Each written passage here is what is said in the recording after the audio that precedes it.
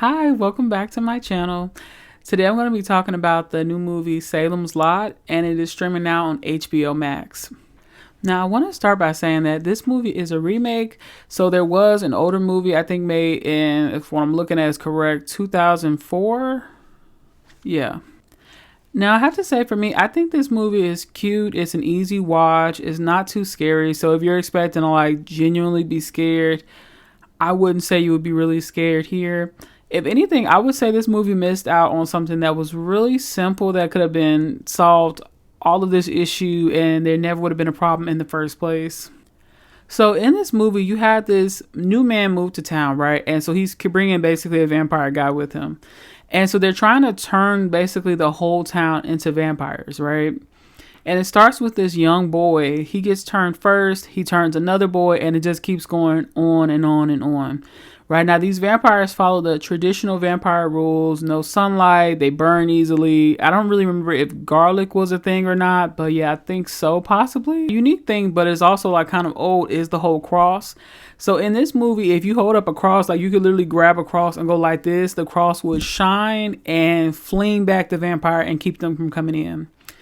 The only downside is you have to believe. So there's this moment where this person tries to hold up a cross, but the vampire is basically you don't believe that, and grabs it and kills the guy. So that's the only difference. I thought that was really cool. Having the, cross glow and stuff. I don't know. I felt like that was really nice. I actually liked that a lot.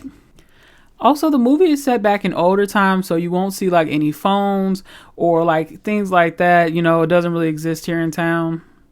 Now, the reason why I say that there was a simple thing that could have fixed all of this is that the vampires only come out at night and they get burned by sunlight. Literally, as long as there's shade there, the vampire can be in the shade. I thought vampires, if they're outside at all, they would get burned. But in this movie, it's kind of if they're in shaded areas, they'll be safe. So they have to be in direct sunlight. To me, an easy, quick fix for the whole movie would have just, once they realized the house that the vampire was residing in, they could have just set the house on fire. If there's only the vampire in that house, they should have just literally set the whole house on fire and went about their day. And it would have solved all of those issues and all of those problems. Actually, now that I'm thinking back on it, because it's been a few days since I watched the movie, the vampire was in this airtight, sealed steel chamber thing. So maybe he would have survived all of it. So actually, that would have been a bad plan, actually. So scratch that completely. The smartest person in this whole movie was this little boy named Mark. Mark fought these vampires numerous times. He dealt with idiot grown-ups. I mean, to the comical level almost, where you're okay, you can't be this stupid. This little boy has had to carry this whole team on his back. The whole town is carried on this boy's back. From him figuring out where the vampires were. I don't know if it was him or the man that he was with, to fighting the vampires, killing the vampires, getting himself out of situations. This little boy was by himself. He got no help from the adults around him. He was 100% alone in everything. To me, though, the easiest solution, I was just set the town on fire. That's all I kept thinking. Just set everything on fire. If the whole town is bad, just set the whole town on fire. If we have, let's say, that's another thing I didn't understand. They would wait till it was almost nighttime to actually go look for somebody or do some of the things. When I'm girl, you had all day to do this. Baby, if it was 6 a.m. and the sun is up, I'm just going to go to another town. Or you have 12 hours almost. Okay, so let's just say 8 hours. You get at least 8 hours of pure sunlight. You should have set that town on fire, called the police, went to another town. Any of those options would have worked.